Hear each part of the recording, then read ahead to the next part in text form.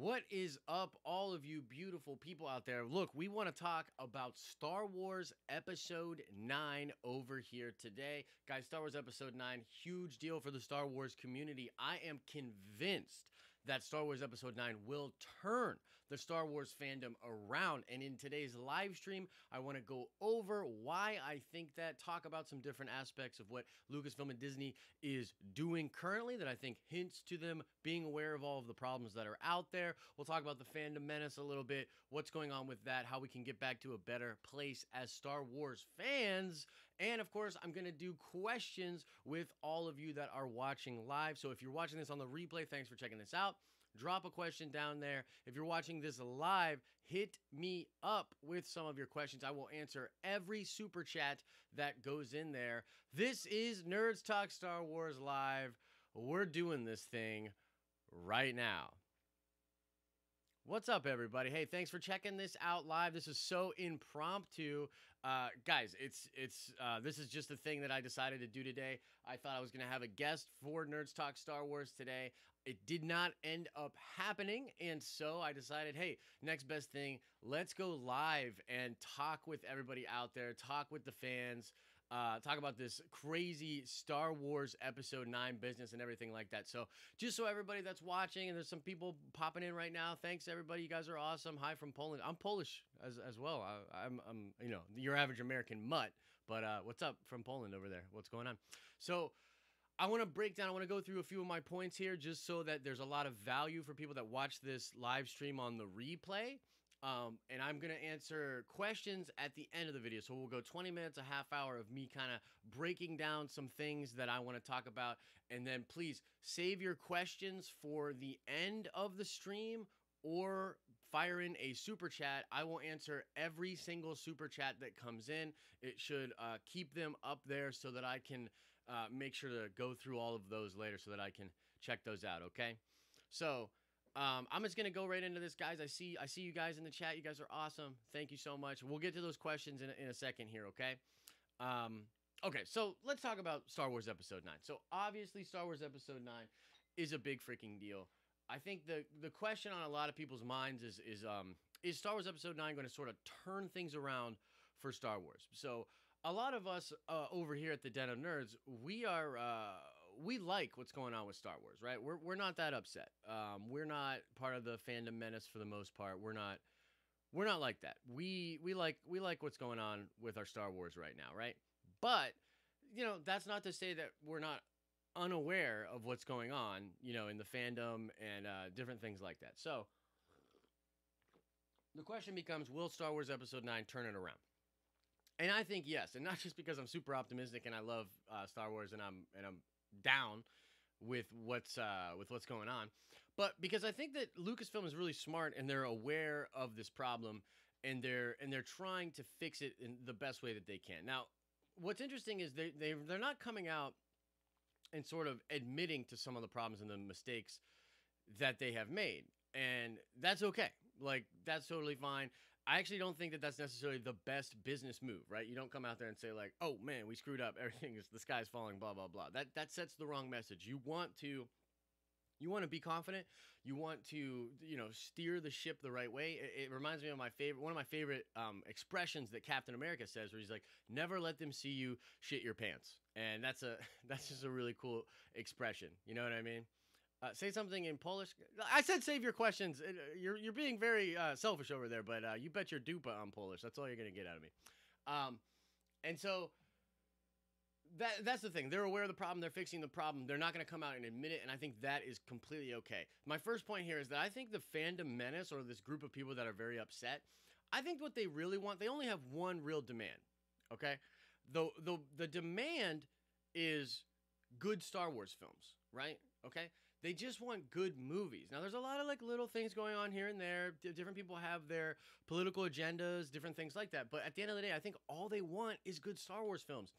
And I know a lot of people will say, "Oh, but what is a good Star Wars film? How do you quantify that?" You know what I mean? The difference between subjective and objective qualities. Like, what's good, right? How do you explain that? Well, I don't think that it's as deep as that. I don't think you have to get as fancy or intellectual with it.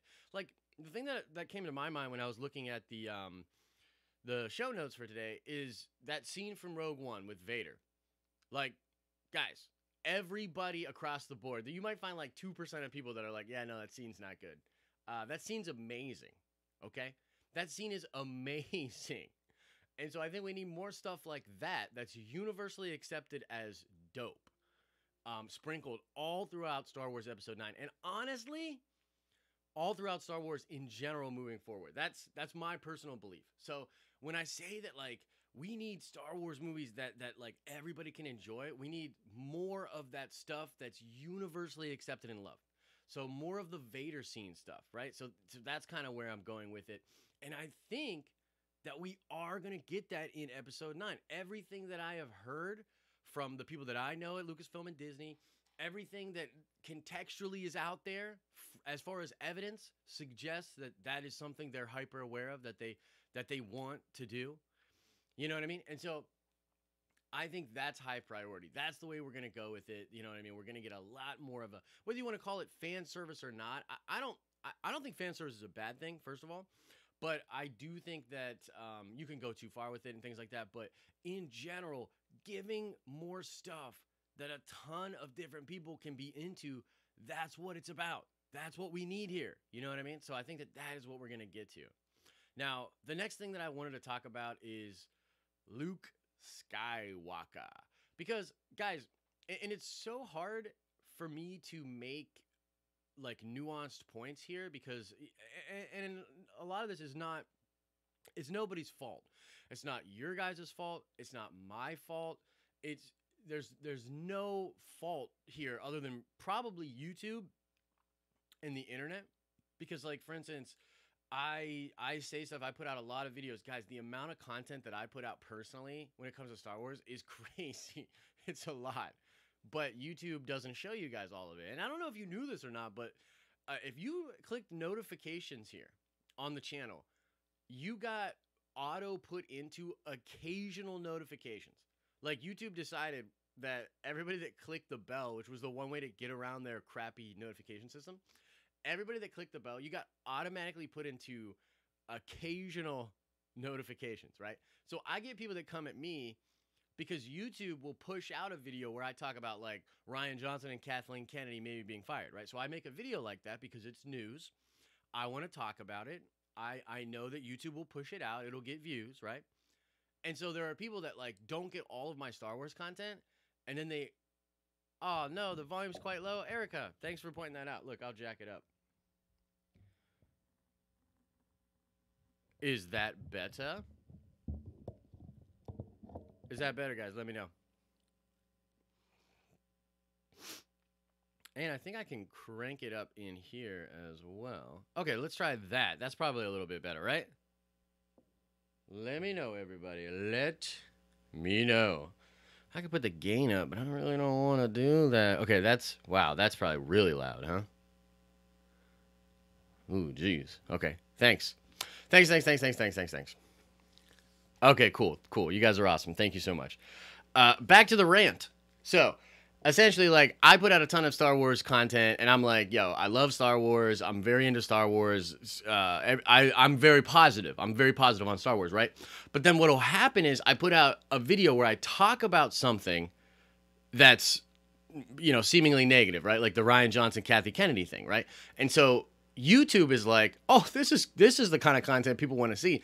And it pushes it out to a lot of you guys who subscribe for the positivity, right? You know what I mean? And so it's this thing where it's like your perception of where I'm at with the fandom might be kind of screwy because of YouTube and because of different settings and things like that.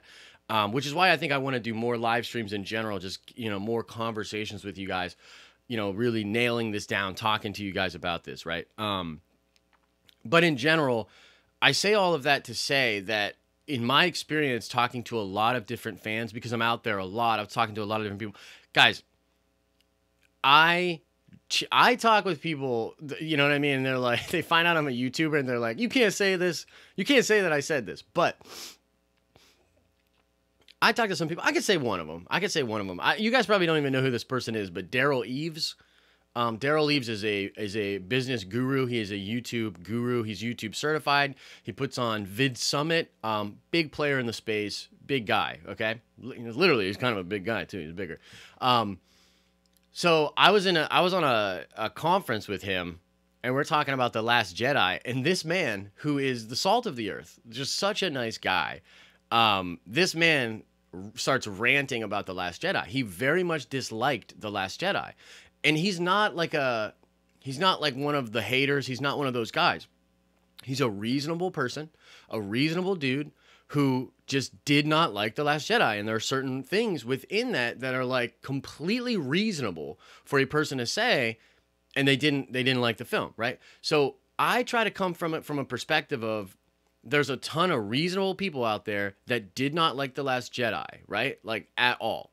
And it damaged their fandom, it damaged their experience. Now, there's a vocal minority of people that are being straight up buttholes online, okay? I'm not going to deny that. There's a lot of buttholes out there. But there's a big, big bubble of people that are totally reasonable, totally cool people, and they just didn't like The Last Jedi, okay?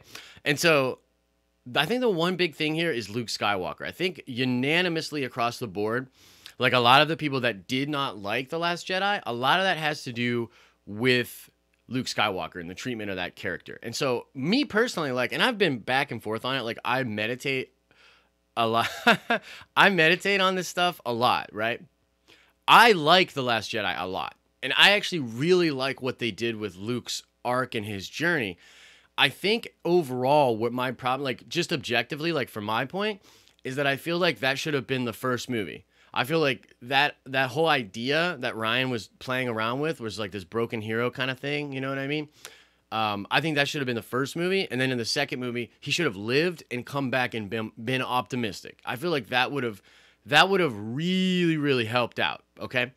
That's where I'm at with it, but like, that's not possible now. Right. So I think that in episode 9, there will be a lot done to sort of make Luke Skywalker a little bit more to the way that people remember him, and also to give the Skywalker name and the bloodline and everything just more respect. There's a lot of fans out there that are like, wait a minute. I watched 6 movies. I spent 30 plus years in this fandom worshiping Luke Skywalker as space Jesus, and now you're gonna give me this Skywalker after 30 years of waiting, and then you're gonna kill him. Essentially, is why people are upset. And I think that there will be a lot done to correct that problem. And don't get me wrong, guys, that's a problem. Like, we might love it. Like, I love it. I think a lot of you love it. A lot of people, you know, especially on this channel, we're very positive on everything that's going on.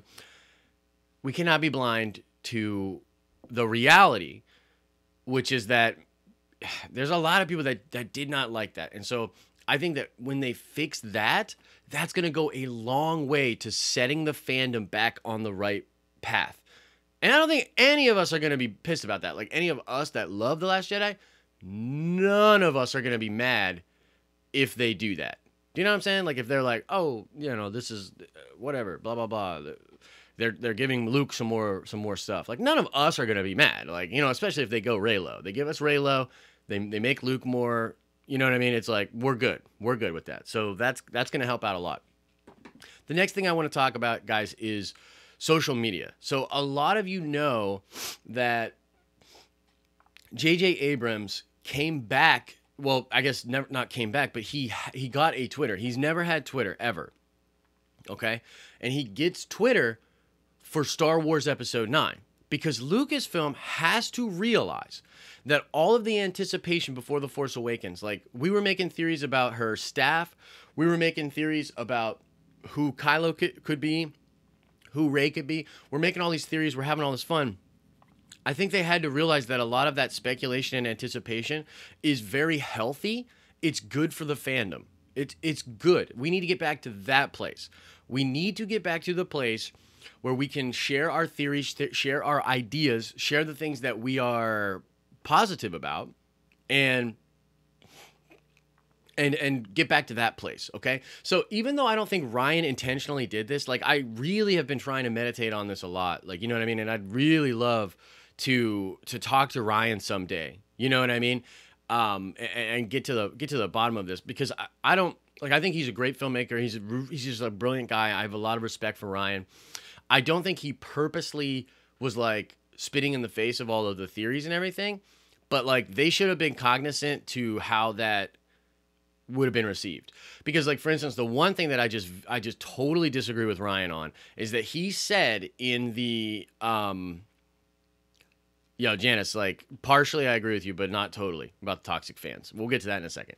But Ryan said on the director's commentary track that he felt like it was the hardest thing for Rey to hear that her parents were no one. And I just completely disagree with that. I completely disagree with that. I think it's the hardest thing for the fans to hear, right? And I think that Ryan's like super cognizant of that, and maybe even in some meta way, he's saying that like, because we are seeing the story through Rey's eyes, that therefore it is the most challenging for Rey, because Rey is really a conduit for our experience. And that's like really meta stuff. And that's honestly giving him, I think, too much credit in that regard. Ryan likes to, subvert your expectations. And that movie was completely just subverting your expectations the whole way. But the problem is that it didn't just subvert expectations. It's sort of like is backhanded to all of these theory crafters, where people felt like their investment into this thing with their content, with their content consumption, with the things that they buy and purchase, and the way that they live, that was sort of slapped down by Disney, and was like, it doesn't matter what you think. Like The Rock, like, it doesn't matter about your Snoke theory. You know what I mean? And what's funny to me is, like, if you look at like the habits of like Pablo Hidalgo and some of these guys out there online, it's so clear that like they are when Snoke theories were all the rage, when everybody was talking about all that craziness, they were like, oh my God, I can't believe this is the state of social media. Well, guess what, guys? Partially because of you, not completely because of you, but partially because of you, we are in a much worse state online. Now it is fucking toxic. You know what I mean? Now it's really rough. And I would just argue that, like, if you take those two things, like a lot of people talking about ridiculous theories, like let's just say a lot of people are Mike Zeroing it up. You know what I mean? Mad love to Mike Zero, but let's just be real. Let's just say everybody's Mike Zeroing it up. Is that not still much better than the reality of what we have online right now? So that's what I'm saying. And so I think that someone at Lucasfilm is totally cognizant of that. And JJ coming to Twitter is because they want to put stuff out there for fans to latch onto, get excited about, and get hyped about. And by the way, too, I have seen on my channel, on the content that I have, like, people are starting to turn around. So like a lot of Mike Zero is a zero. Yeah, that's mean, bro. By the way, guys, just real quick, save your questions. We're almost through all the stuff that I want to talk about, and then I'm going to answer questions. If you have something you really, really want me to answer, hit me with a super chat. I will answer every single super chat that comes in. So let me know about that kind of stuff. But point being, I've seen on my videos that instead of more like, oh, I'm done with Star Wars, there's like, I'm totally done, I'm starting to see more comments that are something like, I don't know, it's going to be really hard for me to get excited about Star Wars because of this, that, and the other thing. And that might not mean a lot to you, but I promise you that is that's vastly different than someone being like, no. Essentially, you're going from people that are like this to people that are like this.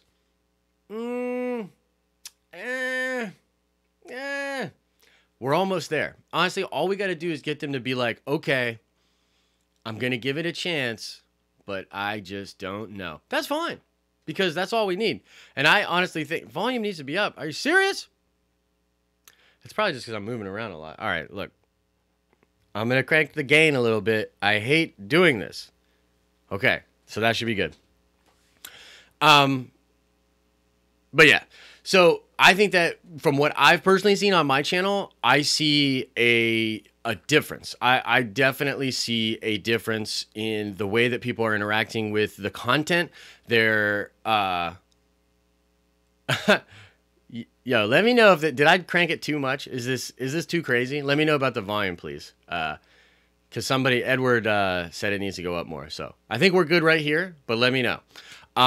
Yeah, so I'm starting to see a difference in the way.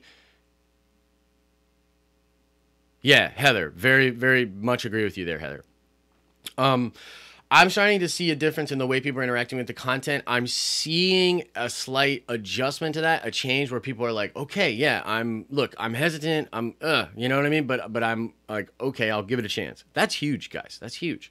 I think another thing that just is going to serve because of that will serve to make episode 9 great and turn the fandom around is the fact that there's so much time. So I think it was a mistake by Lucasfilm to put out Solo a Star Wars story on the timetable that they did. I think that they rushed it. They didn't move that date. But the one silver lining to that is that it gave so much time for Star Wars episode 9. There's so much time now before Star Wars episode 9. There's going to be this kind of vacuum of content anticipation. People are, and time heals a lot of wounds as well.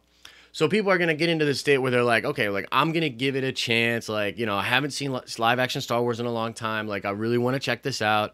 So let's go. So I think that that time is another thing that's gonna help it. And plus, I mean, most of all, guys, I think episode 9 is gonna be freaking amazing. Like freaking amazing. I heard, this is something that Mike Zero said, where he said, I think that the last one, it's going to be like the prequels, where the last one is better than all of them. Totally agree. JJ, even without the Last Jedi drama, JJ had a chip on his shoulders because a lot of us were like, yo, this is super, this is a New Hope, bro. You just remade a New Hope. You know what I mean? I'm not one of those guys, but a lot of people were like that. And I think JJ, he took it to his heart a little bit, and he's got that chip on his shoulder. And I love it when talented people get a chip on their shoulder. Love, love, love it. Whether it's athletics, art, whatever. Love it. The chip on the shoulder, beautiful. So I think JJ has a chip on his shoulder. He's going to make an amazing film. On top of that, he feels some responsibility, I believe, because at the end of the day, I guarantee you that he was offered this entire trilogy, and I guarantee you he did not want it. And I think part of him as a Star Wars fan and as a producer, someone that is invested in this brand at this point, he is kicking himself to a small degree. Because Ryan's fine. Like Ryan could have done, I think, his own thing, and it would have been cool. Like I said, I like The Last Jedi, so it's kind of hard for me to kind of make this point. But I think that the Star Wars fandom would be in a better place if JJ had done all of them, right? Okay, so I have just 2 more points, and then we'll get to questions. So save all your questions. We're about to get there, okay? So get those fingers ready for your keyboard. You guys are awesome in the chat, by the way. Okay, my last point here is that I think that really what a lot of people in the Fandom Menace want, and what a lot of the people that aren't in the Fandom Menace but just didn't like The Last Jedi, what they want is a more pure Star Wars experience, okay? And this is where some of you guys might get turned off a little bit, but that's okay. I have to be real with you. Star Wars has always been political. Like, it's always been political. George had a lot of ideas about governments, about war, about, different things. But the difference here is that he was, at the end of the day, not trying to hit people over the head with a moral message. He was trying to suggest things from a perspective that allowed people that maybe normally wouldn't to see what he was talking about. And what I mean is this. A lot of what goes on right now in like the political environment and on social media is like echo chambers. People are basically calling out a point that they believe in, and they're looking for everybody that believes that same point to like, share, and whatever. And everybody that doesn't, you're the enemy. That's not what Star Wars is. That's never been what... By the way, that's never been what storytelling is.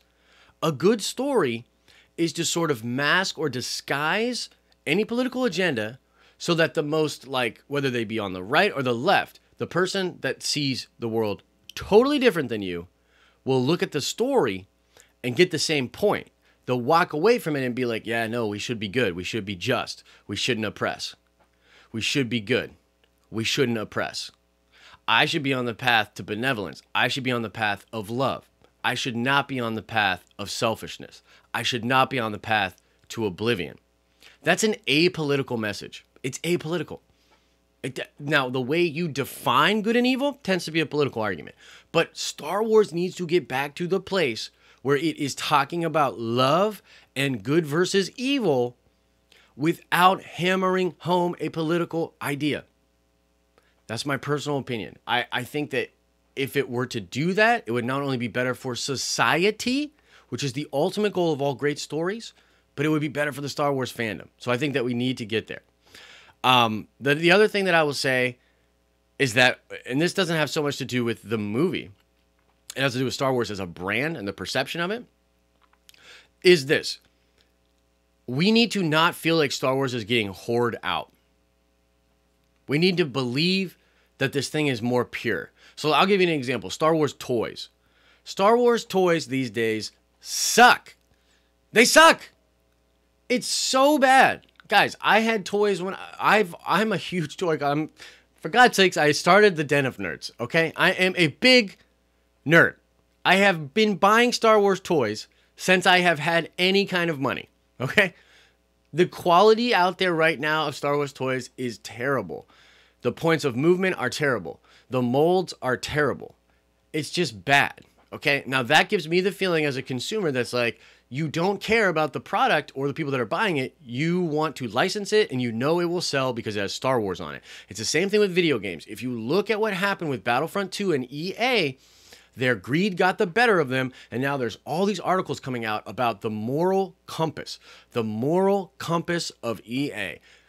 All right, EA, I hope that works out for you. But my point here is, guys, we cannot feel as though Star Wars is being hoarded out. They need to give a crap about this thing. I made a video a while ago about why Star Wars really fucking matters, okay? Because to me, and to a lot of you out there, and to a lot of you around the world, Star Wars really, really, really matters. More than Marvel, more than DC, more than a lot of other things out there, Star Wars matters. And I think the reason it matters is because of the pseudo-religious kind of thing that's going on with it. The morality, the emotions, the feeling, the way we can all agree on things, the fact that it brings people together, or at least it used to. And so we cannot have that thing be hoarded out. Can't be hoarded out. So Disney needs to figure out what that means. They need to revoke licenses from companies that are not going to practice that. They need to get to a better place where the people that enjoy Star Wars, the people that purchase Star Wars merchandise, they believe that it's not being hoarded out, that was not marketed to them just because they like Star Wars and just so that company could make a couple dollars. And so when we get back to that place, Star Wars will turn around. Episode 9 is the big catalyst for that. So Episode 9, in my opinion, is definitely going to turn the fandom around. I rest my case. Now let's get into some questions. So guys, feel free to drop some questions. And I would love to answer your questions. No holds barred. Give me what you got.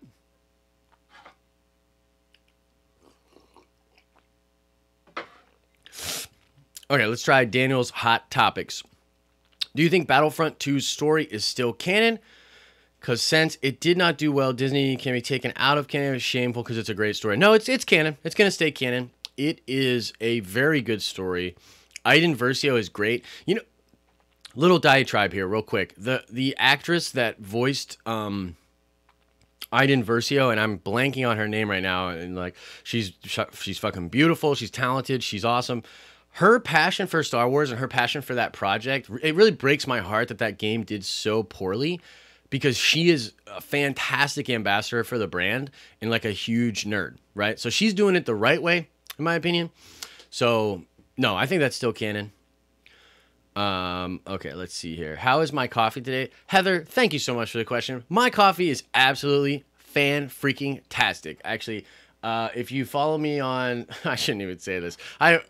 So on Instagram, you guys should follow me on Instagram, Josh_the_Jedi. I do a lot of stuff on there. But I was talking about my coffee the other day because it has this herb in it called lion's mane, and it's got chaga mushrooms in it, and this stuff lights you up like a Christmas tree. So I'm doing pretty well. When did you first realize that Reylo was endgame? Ashley Clegg, thank you for the question. That's a good question. It all has to do with Vincent Vendetta. If you watched the first episodes of Nerds Talk Star Wars, which was last week, please go check that out. All the credit in the world to Vince. And Vince would credit a lot of other people too, and there are plenty of people in the Reylo community, which is an awesome community. But when I was doing the Last Jedi live streams, I was breaking down all the different theories, and the Reylo one was so convincing to me that I was like, yo, this is it. This is the one. This is what Disney's doing. And ultimately, because of the way they handled it, and I do think they handled it very well, I became a huge, huge fan. John Nanny, what do you think of the game? God, this is why you guys should do super chats, because I cannot. It's hard to scroll through all this. I'm gonna try to get to your question, John. Hang on. Oh goodness. Okay. What do you think the Game of Thrones Star Wars movies are going to be about? Old Republic? Yes, absolutely. Absolutely. Absolutely. And I think that makes so much sense. It makes so much sense. Like, it's got to be Old Republic. I think Old Republic, once again, be huge for the fan base. I think the fan base would absolutely love it. I can't wait to see so many more lightsabers. I don't even think we need to do Revan. Like, you don't need to do Revan. I think Malik would be cool, though. Like, I think you could still do Malik, maybe. Or there's other, where they could invent their own or something like that. But, yeah, like, Star Wars, Old Republic stuff, and Dan and Dave trilogy, a series of films, guys. Like, that could be 4, 5, 6. I'm so down with the Old Republic. Al Schuler, let's get Al's question in here. How would you like to see Luke handled in episode 9? How big of a role should he play? And do we see new cool force powers? So let's start with the force powers. For sure. They definitely need new cool force powers. Kylo especially. Kylo needs to be doing some real crazy stuff. I think at the end of the day, like, one thing we need to, like, Kylo needs to be world stronger than anyone. I really do believe that. So, like, he needs to be stronger than Snoke and Vader. So whatever, like, happens in the time gap, he needs to excel in power so much, because one, like, he's probably gone, so we need to kind of solidify his legacy so that, like, when I play Star Wars Destiny or, like, Galaxy of Heroes or some shit, like, I can get that version of Kylo and he'll be, like, a total boss. I think it also works a lot that because his sacrifice has to, like, the reason that his sacrifice will matter is because he could destroy it all. So I think ultimately he has to be the guy standing at the edge, looking over it, being like, this is it. I have the power to win, and I'm going to relinquish that power. That's the ultimate sacrifice to me. As far as Luke needs to be handled in a way where there's some kind of, he needs to get back to his optimistic self. I think I've talked about this in a lot of different videos.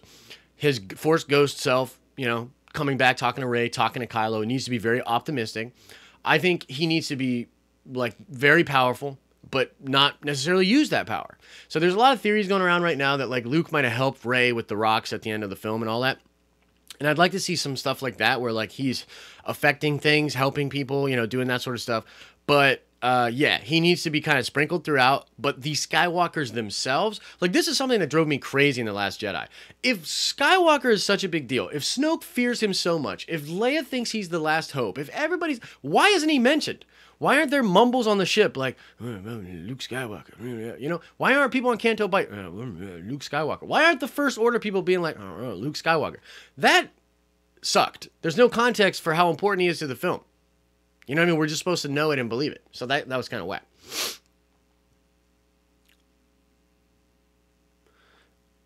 Let's see here. Keep the questions coming, guys. If I don't see it, feel free to ask it again. And I'll try to get to it.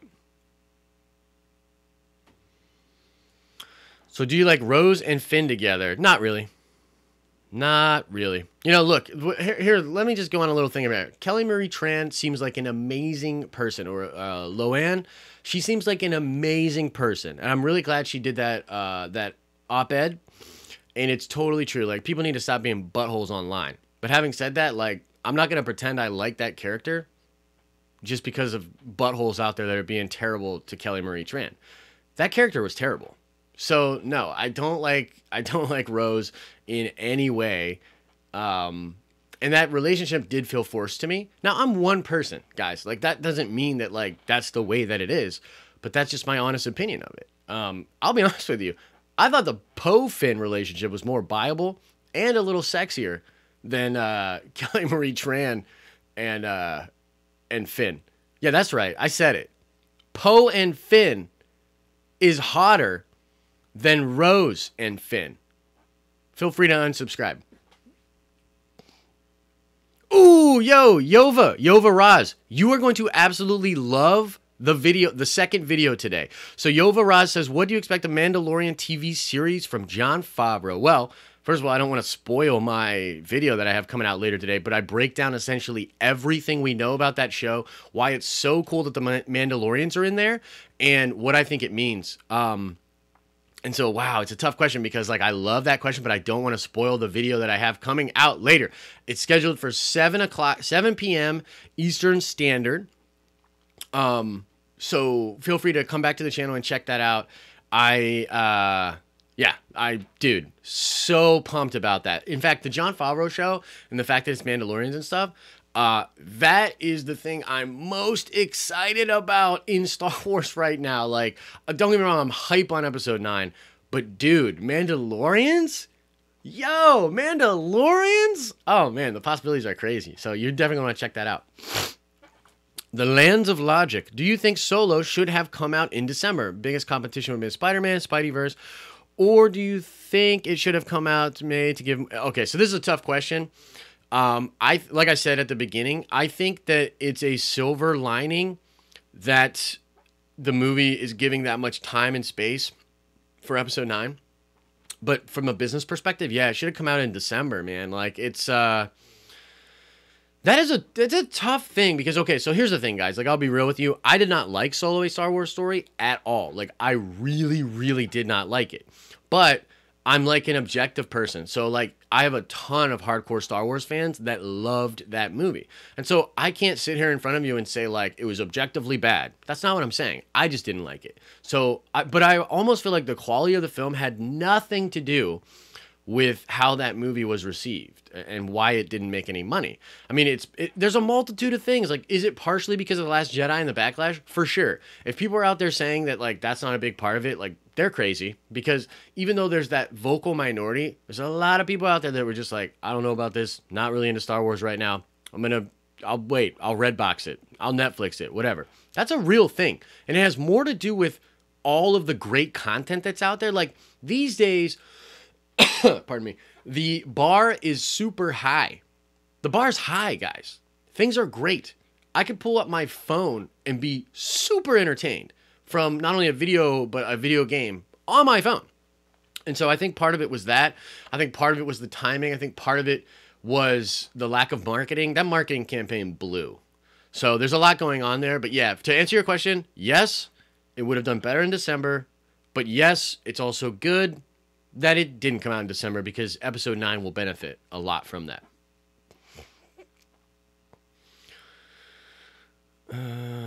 Okay, let me see here. New photos leak came out. Let me see Poe and Chewie together. Where do you think Rey is? Episode 8. Okay, that's a good question. Ashley, I'm going to answer this question. She's saying, where do you think Rey is when you see the leaked photos for Star Wars... or for episode 9, yeah, the ones that I covered on Friday's Nerdy News Rundown. Where do I think Rey is at? It's an interesting question. So I think what you're really asking me is, like, is Rey on the Falcon? Is she on that planet somehow? Maybe. What would be really cool is, so Batu is an interesting planet and has some kind of a, it's got some Force stuff going on, essentially. So what if, like, they're all on that planet and they're all doing their thing trying to recruit, and Rey is off doing some Force stuff? That could be cool.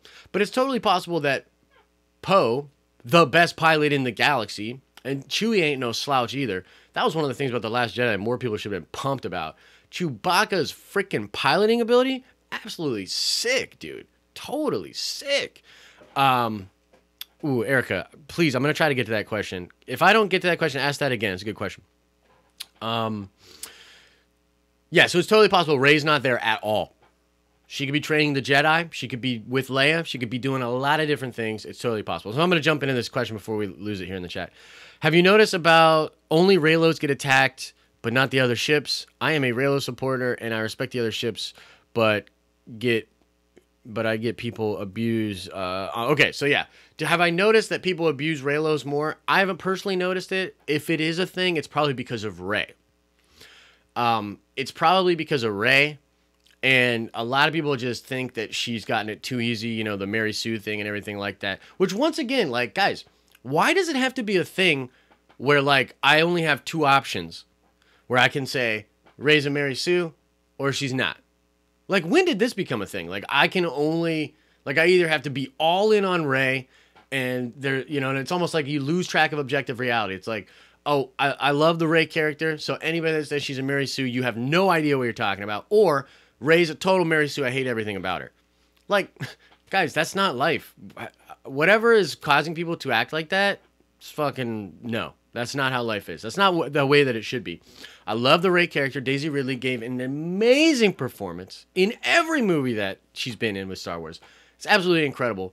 Should they give her more trial and error? Absolutely. They're handling her with a little bit of kids' gloves, for sure. Does that mean I think she's a Mary Sue? Nope. I do not think she's a Mary Sue. And I think the Mary Sue arguments are people that are just, for the most part, they're not really critically thinking. But it's the same can be said about people that are like, nope, love it. Love everything, Rey. Mary Sue people are crazy. It's like, guys, come on. You gotta be like, the truth is always somewhere in the middle. You know what I mean? But if that is a thing, it is because of Rey, most likely. And partially because of Kylo. A lot of people don't like Kylo. They're like, oh, he's whiny. He's all these things. It's like, guys, every great anime hero started out as a whiny adolescent. Every single one. I want to repeat that. Every great anime hero started out as a whiny adolescent. By the way, Ahsoka Tano, whiny adolescent. One of the greatest Star Wars characters ever, universally loved by fans. Who is my favorite character in the sequel trilogy? It's super easy. It's Kylo Ren. I love Kylo Ren. I think that he's a complex character. When I heard that he was being tempted by the light side, never heard anything like that in Star Wars before, immediately was down. I was like, yo, that's amazing. You're talking about someone that's kind of forcing themselves on the dark side and the light side is tempting them? That's amazing. It's amazing. It's kind of Revan-esque. So I love Kylo Ren. I also think the performance from Adam Driver is just, I mean, like, it's so good. It's so nuanced. The way he quivers his lips, so many little things that he does in those movies where he is phenomenal. He is so good in these movies. So Kylo Ren is my favorite character.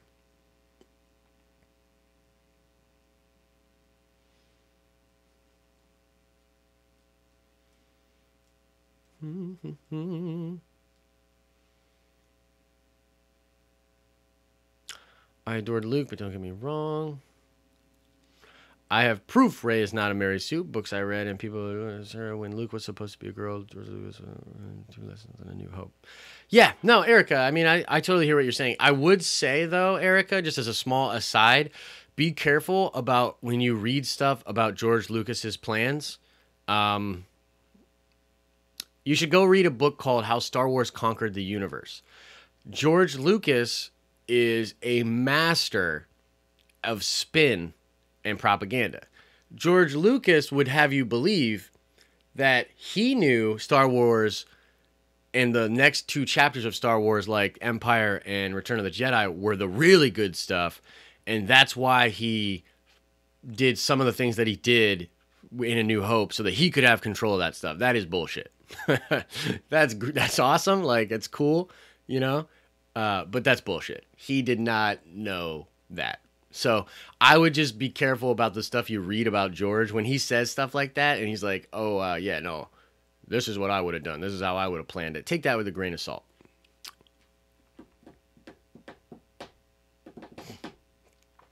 What do I think the end game? Oh, wait. What do I think the end game is for Poe? I'm not sure, but Poe's an awesome character. Oscar Isaac is awesome. Brings it. I'd love for him to stand among he already does. He already stands among like the greatest pilots of all time in Star Wars and different things like that. He's going to ultimately be the leader of the Resistance and a major player as we move forward in Star Wars. So that's pretty cool. Kylo has Vader's sabers established in Battlefront. Kylo, wait. That's a cool question.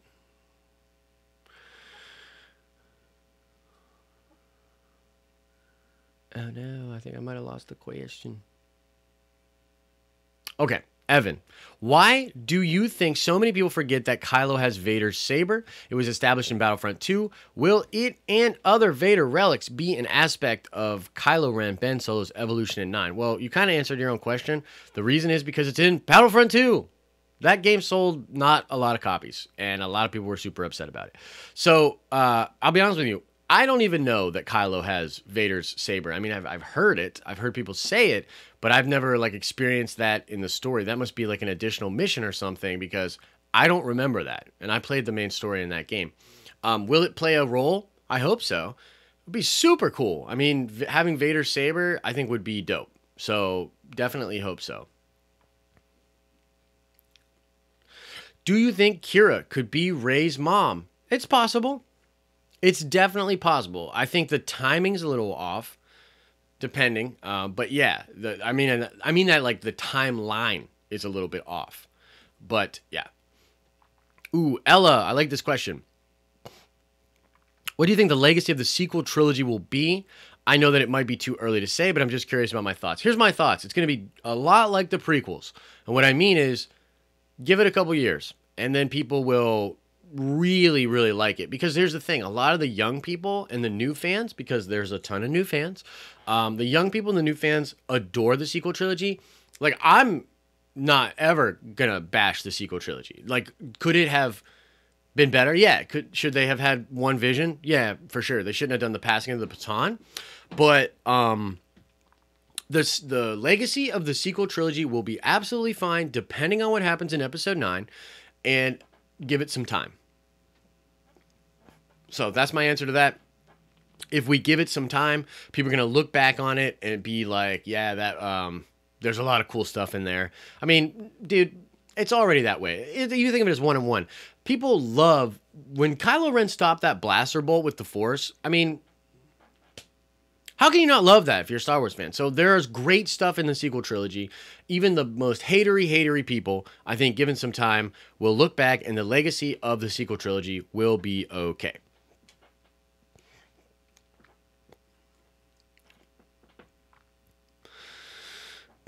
What is my favorite Reylo scene? The hut scene, of course. The hut scene. Do you think The Last Jedi will be remembered as a great movie? No.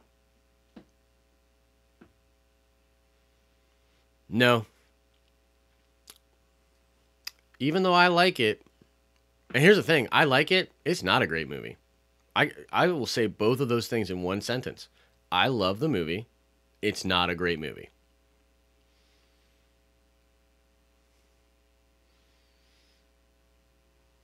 But Josh, how? How can you say those two things?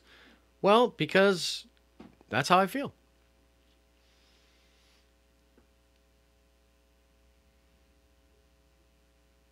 The throne room scene, here's the one thing I'll say about The Last Jedi. It's like, yo, if I could go back in time, one of the coolest experiences of my life was watching the Last Jedi for the first time. Because so many twists and turns, so many things where you're like, what? Oh my gosh, what? Like, I remember walking out of the theater and just being like, literally like being torn apart, being like, oh, I love this, I hated this, like, oh my gosh, like this is so crazy. That's a great piece of art, okay? So there's like this side of The Last Jedi that's like so good, and I miss, like the first time I watched it, I missed that experience. That experience was great because it was like, ooh, don't know how I feel about that. Oh my god, that was amazing. Wait, what? They did what? Like, it's crazy. So yeah, but the throne room scene, wow, the throne room scene is amazing. Yeah, it's really, really good. Do I think Rey and Kylo, I think you mean to say here, why do I think Rey and Kylo are so strong with the Force? I think that it is to do with the fact that the Force, you could think of the Force as like, basically they're conduits for it. So Rey was sort of chosen and propped up by the light side of the Force as a conduit for the Force itself, and the same thing with Kylo. And so essentially, like, think of the power, if the power gets spread throughout, which is something that kind of Darth Bane thought about when it comes to the Sith. Like, the reason that there's the rule of 2 is because he thought all the dark side power needs to be centralized. It needs to be held by the master and coveted by the apprentice. And so there's something to that. going on with Rey and Kylo, why they're so powerful.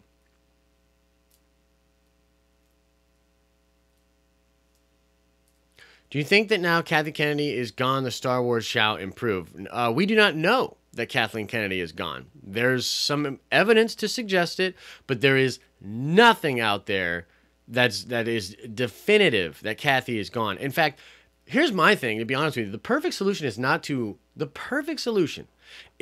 fire Kathleen Kennedy, but to promote Dave Filoni. Like, the truth of the matter is, like, if you take the politics out of it, if you take all the butthurtness out of it, Kathy is doing a hell of a job. You know what I mean? Like, is she dropping the ball in a lot of ways? Sure. There's some decisions that she shouldn't have made. There's things that she did that she ultimately has to own, like ballooning up the cost of Solo. Like, look, from a business perspective, and I don't want to like harp on her, but like from a business perspective, guys, if I was running Lucasfilm, I would have fired her after Solo. Because she ballooned the cost of a movie, and then sort of like ultimately, as a leader, you take responsibility for all of the things. And that movie lost a lot of money because of her decision to fire those guys. And it's not that she fired him that she has to own. It's that she fired them with 5.5 weeks of principal left. Like, what? That's insane.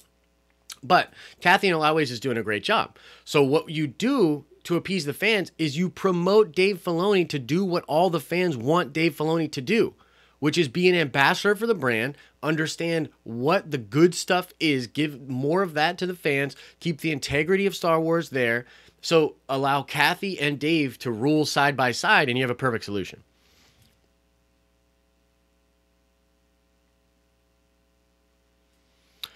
How do you think the Force bomb between Rey and Kylo will play out? I'm kind of thinking that it's going to get even stronger in Episode 9. So, like, that they'll be manifesting themselves in front of each other quite often, which will be really cool.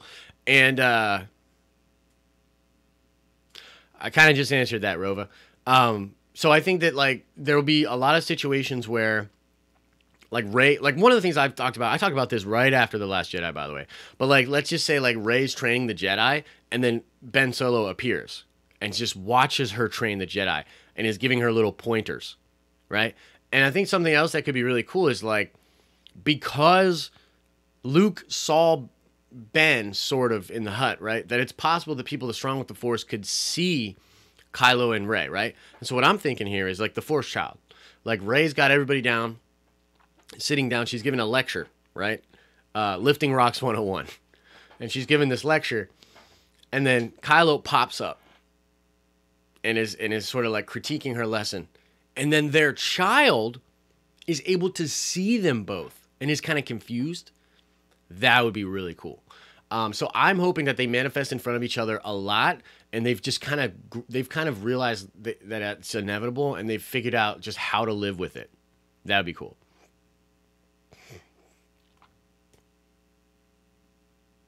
If Reylo doesn't happen, I really won't be that upset, but I would kind of put that back to you, Lands of Logic. Like, how are you going to feel when it happens? Because it's happening.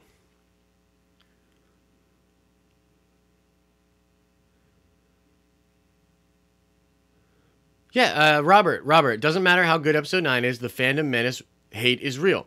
So within what you just said, that's hilarious. It doesn't matter how good Episode 9, the fandom menace hate is real. Well, then their hate is also arbitrary. If it's not based on the quality of films, if it's not based on things that Lucasfilm is doing, then that is the worst kind of hate, blind hate. And if they're just blind hate, I don't want them in the fandom. So I would hope that you're wrong, because I try to act with a sense of reciprocity. I try to be fair. I try to see people on the other side and say, yeah, no, there's some things objectively that they shouldn't have done. They should have more respect for the fans. But if what you're saying is true, and that the fans are like, it doesn't matter how good it is, then you're not fans, bro. Fuck out of here.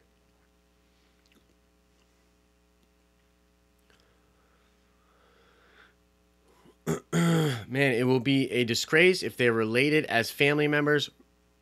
Catherine, really don't think that's going to happen. Really don't think that's going to happen. I mean, what would the optics on that be? You know what I mean? Like, that'd be really weird.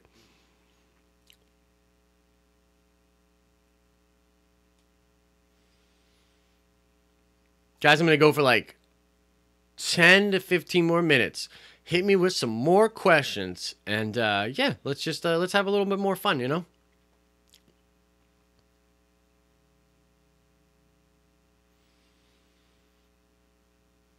Hate is the path to the dark side. Not to say that we can't have some dark side in the fandom, but let's call it what it is.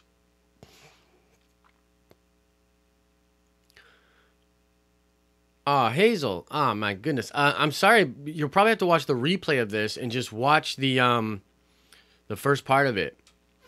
Okay, Robert, let me address this because this is interesting. Too many YouTubers like world-class bullshitters and geeks and gamers perpetuate the hate and make money off of it. Yeah, for sure, but the truth is that those guys are not really making money off of Star Wars hate as much as they are making money off of the political environment that's out there. So, like, if it's funny because if you look at Jeremy's videos from Geeks and Gamers, he did like 1 million videos about the James Gunn situation. Now, I made a few videos, you know what I mean? I think I did like 4 videos at different stages of that story. But Jeremy was like, boom, every little thing talking about it. And the reason is because he understands that the people that watch his channel, they're not really Star Wars haters as much as they are SJW haters. And so there's a big bubble on YouTube of people that like anti-SJW stuff. And so those people are not really making so much money off of Star Wars hate as they are just like kind of hate for SJWs and the left. Which, by the way, ultimately, that's Lucasfilm's fault. And what do I mean by that? Because if that's the environment out of there, the wisest thing for Lucasfilm to do is to be apolitical.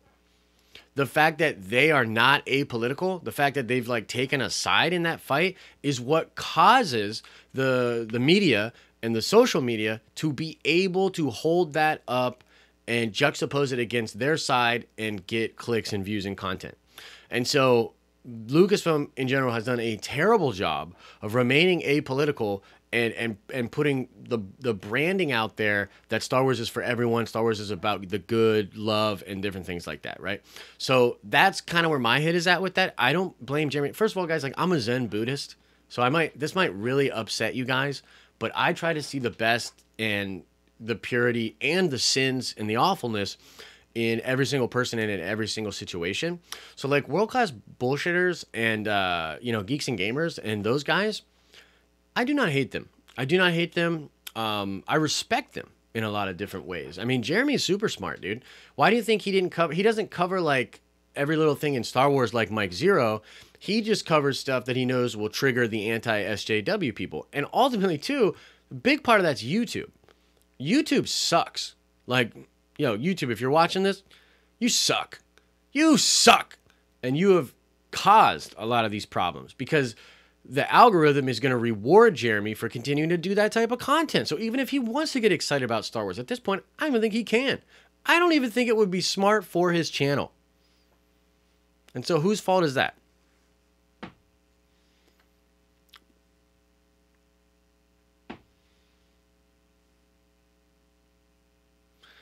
YouTube is a lot of things. YouTube has its problems. Hopefully it gets it figured out by the end of the year. Guys, I keep... Okay, happily ever liqueur. Wayward Eye Jedi. Look, if you're talking about the Wayward Jedi, you guys need to go hit up the Wayward Jedi because I hit him up on Twitter and he's got a lot of stuff going on in real life and YouTube is not even a priority for the Wayward Jedi, which sucks because he's an awesome dude, and I want to have him on Nerds Talk Star Wars, so you need to go blow him up on Twitter and be like, bro, you need to do Nerds Talk Star Wars with Josh from the Den of Nerds. Stop, whatever's going on, freaking make time. Make 40 minutes and go talk to Josh and get back into content creation.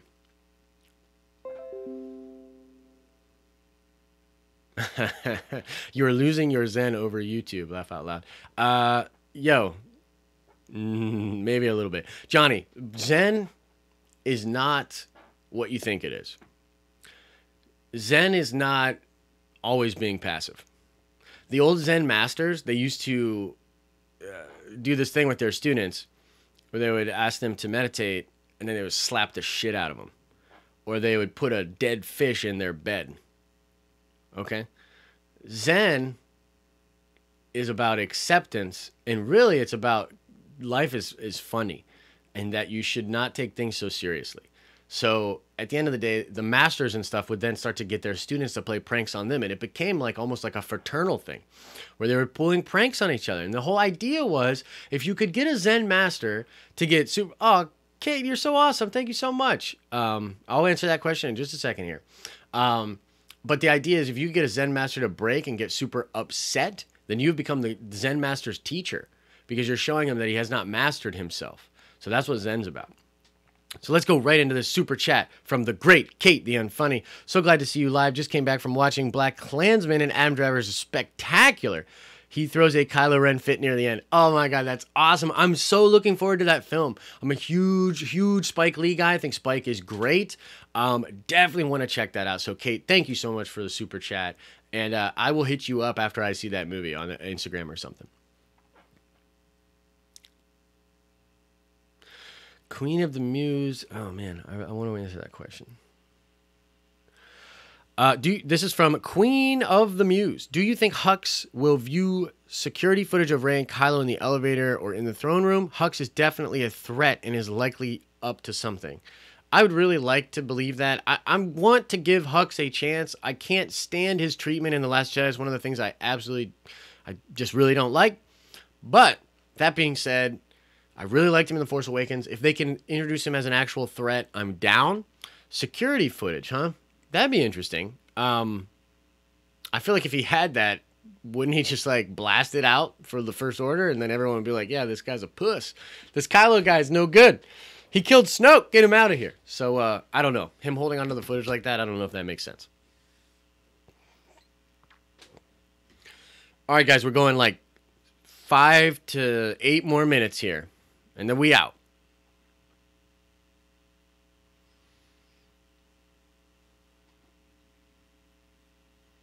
Yeah, he was a cartoon in The Last Jedi. So unfortunate. What a great character. Will Rey be pregnant? No, because she will have already had her child.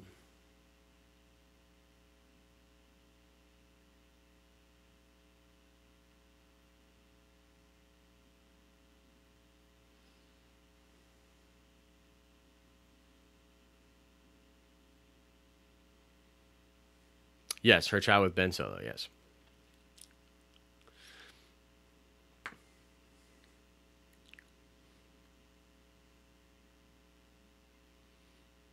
Yova, I 100% agree with you. The hand touch scene is a sex scene. Do